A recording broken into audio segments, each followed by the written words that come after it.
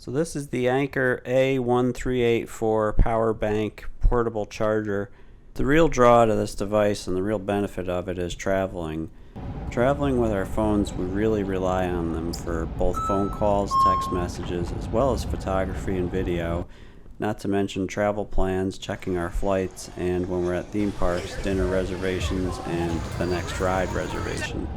So really what we've got here is an all-in-one device that constantly needs batteries, and when you're on the go and you want to make the most of your time away, you want something that you can charge in an instant.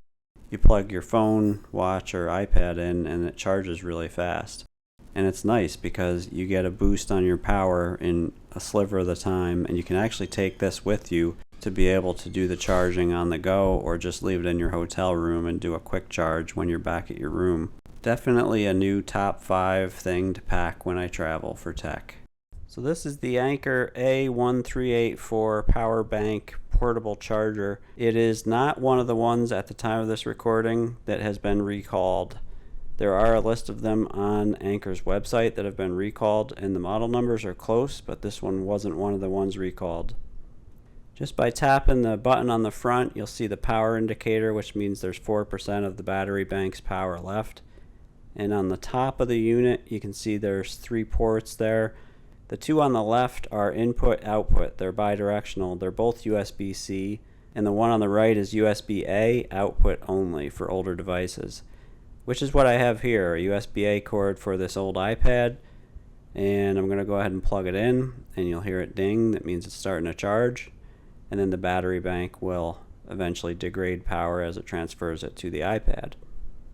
The battery bank itself, in terms of size, is roughly the size of an iPhone 12. You can see here. I don't know if they made it that way on purpose, but it seems to just stack in when you're packing your devices to go on a trip, which is kind of handy. And it comes with this cool carrying handle that doubles as the charging cable. You can actually use it to carry it, or you press it on both sides and pop out a USB-C to USB-C cable.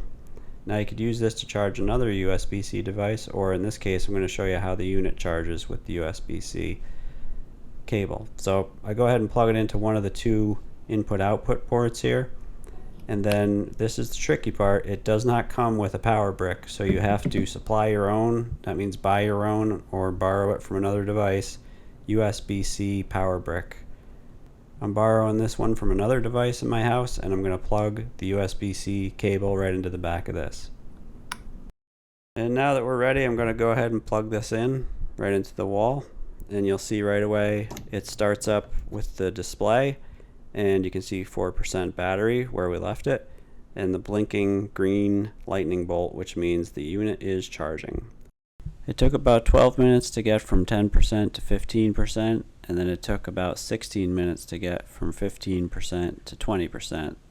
So each of the 5% intervals are, on average, somewhere around, I don't know, 13 minutes. Not bad. Not super fast, but remember it's charging a pretty big battery bank. If you like this video, hit the thumbs up, or share it with somebody else who you might think might enjoy it, or go ahead and hit the bell button and be notified when new ones come out. Thanks again for watching.